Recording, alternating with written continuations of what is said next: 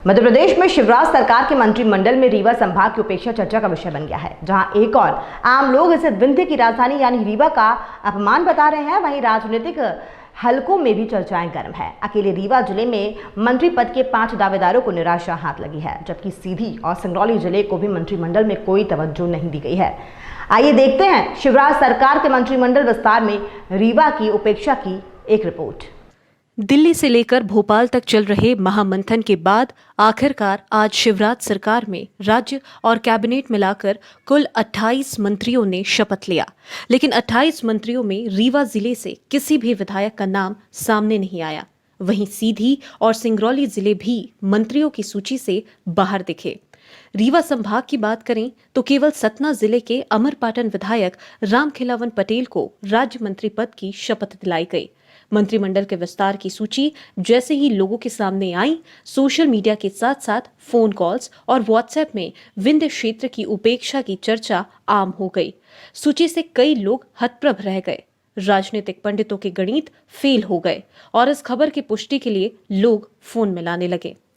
लोगों का आश्चर्यचकित होना जायज भी था, क्योंकि रीवा जिले की 8 विधानसभा सीटों में से ये सभी सीटें रीवा वासियों ने भाजपा की झोली में डाल दी थी।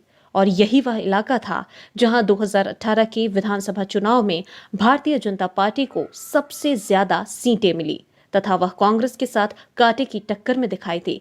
लेकिन दुर्भाग्य है कि भारतीय जनता पार्टी को सबसे कम सीटें देने वाले मालवा अंचल में थोक के भाव मंत्री पद बांटे गए, परंतु प्रदेश में बीजेपी का झंडा बुलंद करने वाले विंध्य क्षेत्र को ही सबसे अधिक निराशा हाथ लगी। बता दें कि मंत्रिमंडल के विस्तार से शुरू से ही रीवा संभाग में कई दावेदार सामने आ रहे थे। पूर्व मंत्री और रीवा विधायक राजेंद्र शुक्ला का नाम सबसे आगे था।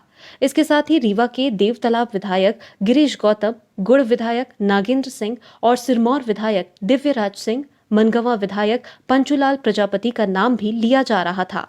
लेकिन 5-5 मंत्री पद के दावेदार होने के बावजूद किसी को भी मंत्री पद नहीं दिया गया। और यही कारण है कि रीवा की जनता में मंत्रिमंडल के विस्तार की खबरों के बाद से निराशा का माहौल है। इसी तरह अगर संभाग भर की बात करें तो सीधी के बीजेपी विधायक केदार शुक्ल, सिंगरौली के रामलल्लू बैस, सतना से नागौद विधानसभा सीट से विधायक नागेंद्र सिंह भी मंत्री पद की दौड़ में शामिल थे। लेकिन इनमें से किसी को भी मंत्री की कुर्सी नसीब नहीं हुई। हालांकि सतना जिले के अमरपाटन विधायक रामखिलावन पटेल को राज्य मंत्री पद की शपथ दिलाई गई। मंत्रिमंडल के विस्तार के एक दिन पहले शिवराज ने कहा था कि मंथन से निकले विष को शिव को पीना पड़ता है। लेकिन विस्तार के बाद की खबरों को देखते हुए ऐसा लग रहा है कि मंत्रिमंडल के लंबे मंथन से निकला विष रीवा संभाग के हिस्से ही आया और उपेक्षा का यह हलाहल रीवा के विधायकों को पीना पड़ रहा है। आपको बता दें कि विंध्य क्षेत्र से अब शिवराज के मंत्रिमंडल में 3 विधायकों को शामिल किया गया है, जिनमें से मीना सिंह, कांग्रेस से बीजेपी में आए बिसाहुलाल सिंह और रामखिलावन पटेल के नाम हैं, जबकि अकेले सागर जिले से गोपाल भार्गव, गोविंद सिंह राजपूत और भूपेंद्र सिंह के साथ 3 मंत्री बनाए गए हैं। वहीं ग्वालियर चंबल संभाग को भी खूब मंत्री पदों से नवाजा गया है। अब देखना है कि रीवा संभाग के वरिष्ठ विधायक इस उपेक्षा का विषपान आखिर किस तरह से करते हैं।